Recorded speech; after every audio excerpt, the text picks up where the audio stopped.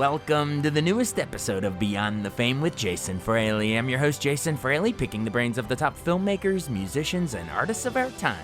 Today marks the 5th anniversary of the musical Ain't Too Proud, The Life and Times of the Temptations, opening on Broadway on March 21st, 2019.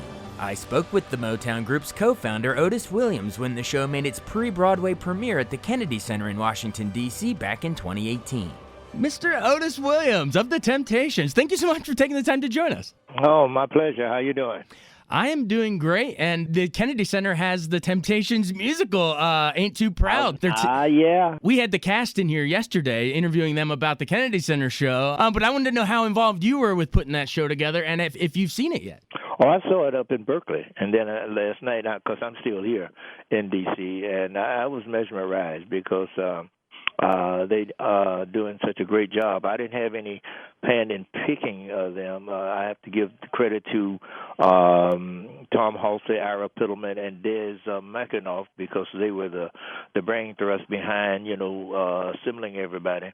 But I sat down with the guys up in Berkeley, and I gave them the little nuances and the things that the Temps were noted for, and they came to my room at 7 in the evening. They didn't leave my room until 1 o'clock the next morning, sitting there asking me all kind of questions. What make the Temps do this? Why did y'all do this? How did you do this? So, and I told the one that's playing David Ruffin, I said, well, if you really want to capture close to David Ruffin, David was known for throwing the microphone up in the air, turning around, dropping to his knees, and grabbing it as it would come down.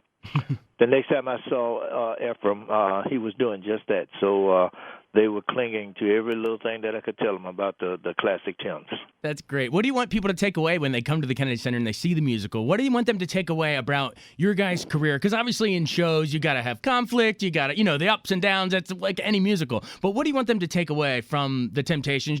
Well, I want them to take away from the thing that I was being interviewed earlier. That the guy said, Otis, when I saw the play last night, people will live vicariously through you guys, because at the time that we were going through, a lot of people were growing up right along with us. He said, when I sat there and saw the show, it made me think back about what I was doing and what was happening in the world. So I'd like for them to take with them that, it's all relative, even though we are up on stage doing what we do. But we still have the same thing of life like a lot of people do. And I'd like for them to take that like, wow, I can really relate to the Temps. Or some of the things that they saw that we went through, they were quite surprised. So that's the element of a good show, when you can take away with you wonderful memories and wild, sad times. But then again, that's what life is all about. And these guys are doing a wonderful job of portraying us. Awesome. Well, everyone come check out the musical, Ain't Too Proud, at the Kennedy Center. And then also definitely come check out A Capitol 4th on Wednesday, July 4th. Everyone here in town is so excited to see you guys out at the concert. We have a big lineup this year, right? We have the Beach Boys. I think Jimmy Buffett's going to be there. And then, of course, you, the last surviving member of the Temptations. What can we hear Temptations-wise? What songs are we going to hear? Well, they only want us to do a very abbreviated amount of time, so we got to try and select something that our fans will really appreciate. Naturally, I would imagine Ain't Too Proud to Beg and My Girl. But I was told they wanted us to do a limited amount of time because of so many acts on the show. But we're going to be Temptations, so whatever we do, it'll be us. Awesome. Well, everyone will be singing along to those. Remind our listeners who's with you in the group now, because obviously Dennis Edwards passed away just recently. Rest in peace. And he joined us on the air before that happened. So sad to see him go. Who's performing with you? Well, two of the guys that's been with me for over 20 years, Ron Tyson. He's been in the group for about 30, almost 40 years. Terry Weeks has been with me for over 20 years. And then we have two new guys, Larry Braggs and Willie Green. So they're the two new guys. And so they have been doing a marvelous job of helping to carry on the stead of the Temptations. Awesome.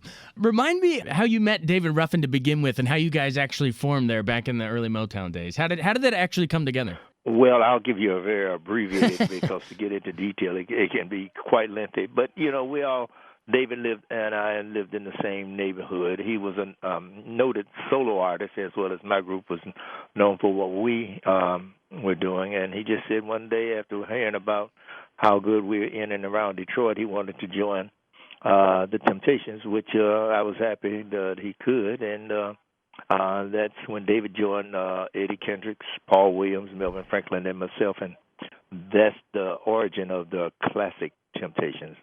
And, we were at the right place at the right time. Detroit, Michigan, Motown starting back during the 60s. And we were there with Mr. Gordy, and we recorded around, 8 or 9 singles before we got the Way You Do the Things You Do, which, set us off to becoming known for having hit after hit after hit.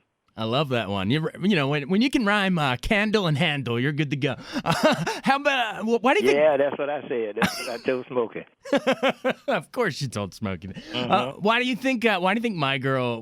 Take me back to when you guys were actually recording that one. Did you have any idea it was going to blow up like that, or just take me into when you guys were actually recording that one? Well, when Smokey presented My Girl to us, at first, because Smokey is such a noted songwriter and producer, so you don't turn down nothing that Smokey Robinson brings to you to sing. And so when he brought My Girl to us, at first we said, okay, it's a great sounding song, but I think the magic happened aside from when we put our voices on.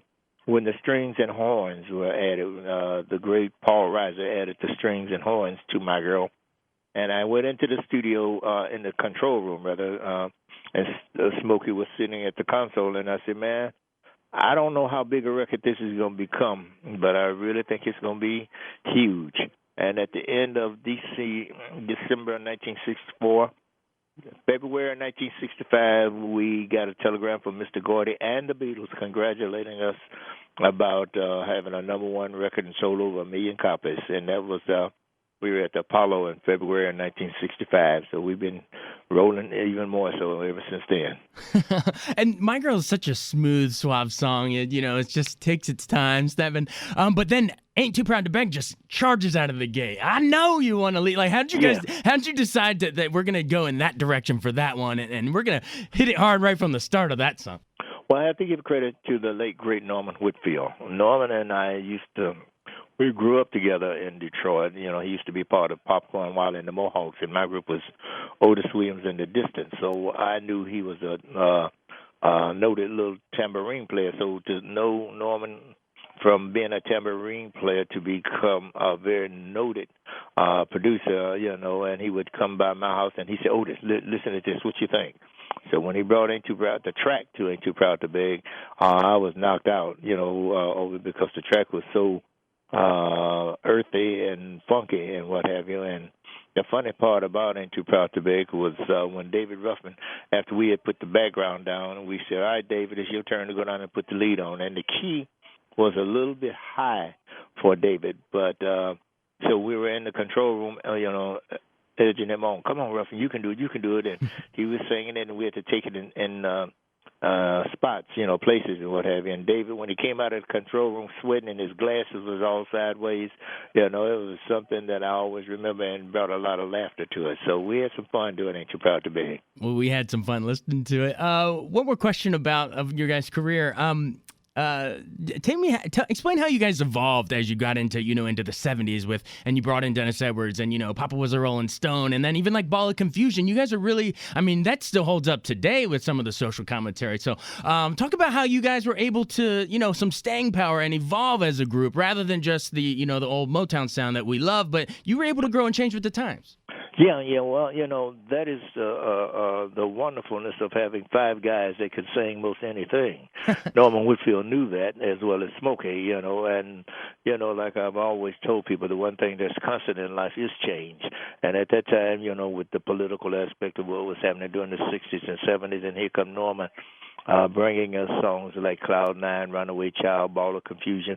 And, in fact, even when we do Ball of Confusion, which we still do, That song is over 40 years old, but it's so apropos to what's happening in the world today. So it was like Norman and Barrett was, they could see into the future in the sense of lyrically, because I listened to the lyrics, I said, man, there's still craziness going on in the world, and that song was number one record and over 40 years old. It's always going to be timeless. All right, well, everyone come check out the musical, Ain't Too Proud, at the Kennedy Center, and then also definitely come check out A Capital 4th on Wednesday, July 4th. Otis Williams, thank you so much for taking the time. It was an honor. Well, thank you. My pleasure.